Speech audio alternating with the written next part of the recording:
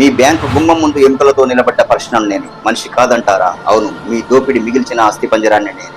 జీవం మిగిలే ఉంది కానీ జీవితం ఎక్కడుంది? చర్మం కాలిపోయింది ఆకల్లో, రక్తం ఎండిపోయింది అప్పుల్లో. ఇంకా ఆధార్ అడుగుతున్నారా? ఆధార్ ఉందా అని. నిన్నటి వరకు నేనే రైతు, ఈ నేల మీద చెమటతో రాసిన చరిత్ర నేనే. ఈ రోజు ఒక ఫైల్లో పేరు మాత్రమే, ఒక రుణంలో బంధం మాత్రమే, ఒక నోటీసులో శవాన్ని మాత్రమే. సార్, నా డబ్బు ఇవ్వండి అన్న స్వరం వినిపించలేదా మీ గోడలకి? నోట్లు మాత్రమే మాట్లాడే ఈ లోకంలో మనిషి గొంతు మౌనమైపోయిందా? నా జీవితం ఓటీపీ కాదు సార్, ఒక్కసారి బతికితే సరిపోదు. ప్రతిరోజు చస్తూ బతుకుతున్నాను మీ లెడ్జర్లో కనిపించని ఒక నష్టంగా.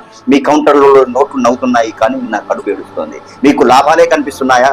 నా ఎముకల్లో నష్టాల లెక్కలు కనిపించడం లేదా? ఈ ఎముకల్ని చూడండి, ఆకలి గీతలు కాదు, వ్యవస్థ రాసిన శాసనం. ఈ దేహం శవం కాదు, మీ అన్యాయం మీద నిలిచిన సాక్ష్యం.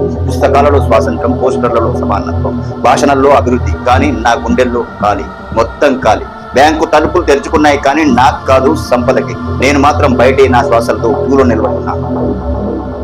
చెబుతున్నా వినండి, నేను పేదవాడిని కాదు, మీరు దోచుకున్న మనిషిని. నా చేతుల్లో మిగిలింది ఎముకలే అయినా ఆ ఎముకలతోనే చరిత్ర రాస్తా. రక్తం లేకపోయినా కోపం ఇంకా మిగిలి ఉంది. బతుకంటారా దీన్ని? ఇదా బతుకు? లేదా కుక్కలకు పడే ముక్క కోసం మనిషి విలువ మేసిన వ్యవస్థ. ఒకరోజు ఈ ఎముకలు నేలకూలవు, గోడలపై కొడతాయి, బ్యాంకులపై కాదు అసమానత మీద యుద్ధం మొదలు పెడతాయి. నా ఎముకలు కూలిపోతే శబ్దం వినిపించకపోవచ్చు కానీ జాగ్రత్త, అదే శబ్దం రేపటి విప్లవం అవుతుంది. ఇది నా పతనం కాదు, ఇది మీ వ్యవస్థ కూలే మొదటి జీవితం.